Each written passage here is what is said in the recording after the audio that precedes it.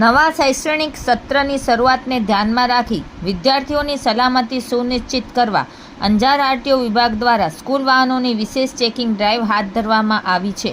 આ ડ્રાઈવ દરમિયાન સ્કૂલ બસો તથા અન્ય શૈક્ષણિક વાહનોમાં જરૂરી દસ્તાવેજો, ફિટનેસ, પરમિટ, વીમા, સ્પીડ ગવર્નર, ફાયર સેફ્ટી સહિતના નિયમોની ચકાસણી કરવામાં આવી રહી છે।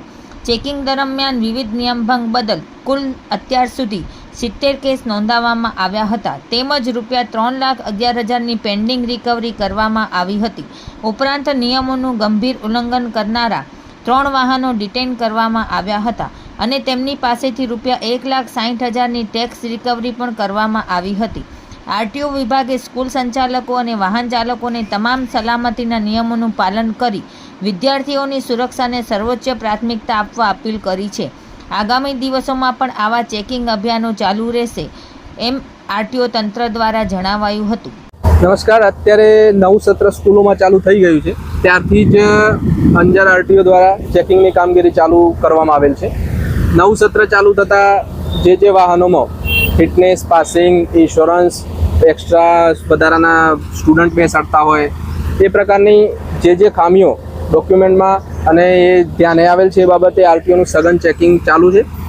વધારામાં આ જે સ્કૂલ વાહનોમાં ચાલે છે એમાં ફિટનેસ અને વીમા, જે રિક્ષાઓમાં અને બસમાં ફર્સ્ટ એડ સર્ટી એ બાબતે થોડા પ્રશ્નો વધારે છે। સર, તો આપ આ બાબતે સ્કૂલ સંચાલકો અને ખાસ કરીને વાલીઓને એટલે પેરેન્ટ્સને શું સંદેશો આપવા માંગે? અંજાર આરટીઓ તરફથી એ જ કહેવાનું થાય કે આપના બાળકો એ આપણી પોતાની સુરક્ષા, એમની જવાબદારી સુરક્ષા આપણી છે પોતાની, તો આપણે એમને સ્કૂલે મૂકીએ છીએ તો આપણને ખ્યાલ જ છે કે એ રિક્ષામાં કેટલા બાળકો જાય, તો એના કાગળ શું છે એ પણ આપણે જાતે ચેક કરી શકીએ છીએ। તો વાલી મિત્રોને પણ એ વિનંતી છે કે આપણું બાળક જે રિક્ષા અથવા જે વાહનમાં સ્કૂલમાં જાય છે એના ડોક્યુમેન્ટની અને જે પુરાવો છે આપણે જાતે જોઈ લઈએ એક વખત। અને સ્કૂલ સંચાલકોને પણ એ વિનંતી છે કે તેમના ત્યાં જે વાહનો પિકઅપ ડ્રોપમાં વપરાય છે, કોઈ પણ પ્રકારના રિક્ષા, મેક્સી અથવા બસ પ્રકારના, એ વાહનોના તમામ ડોક્યુમેન્ટ્સનું પૂરતા હોય એ જોઈ લે। Tax, fitness, insurance, first aid, emergency exit working હોય એ તમામ વસ્તુની જાણકારી અને એની પૂરતા કરવામાં આવે।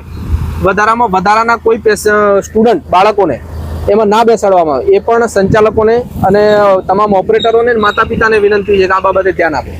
તો સર, આ જે ઓવરલોડેડ જે બાબત છે એના અનુસંધાને આપ દ્વારા કોઈ દંડાત્મક કાર્યવાહી કરાઈ છે ખરી? હાજી, આટલા દિવસમાં સ્કૂલ ચાલુ થઈ ત્યારથી જે ચેકિંગ ડ્રાઈવ ચાલુ છે એમાં અત્યાર સુધીમાં લગભગ 70 વાહનોને ચલણ આપવામાં આવે છે, જેમાં અંદાજિત 3 લાખ સુધીનો દંડ કરવામાં આવેલ છે અને 3 વાહનો ડિટેન કરવામાં આવેલ છે। તો સર, આ જે કાર્યવાહી છે, જે ચેકિંગ ડ્રાઈવ છે, તો આવનારા સમય સુધી ચાલુ રહેશે કે કેટલા ટાઈમ સુધી આનો કંઈક ટાઈમ પીરિયડ છે કે શું? નહીં, આમાં કોઈ ટાઈમ પીરિયડ નથી। આ ચેકિંગ કામગીરી સતત ચાલુ રહેશે, જેથી તમામને વિનંતી છે કે એવું ના વિચારશે, આ ચેકિંગ કામગીરી સતત ચાલુ રહેશે।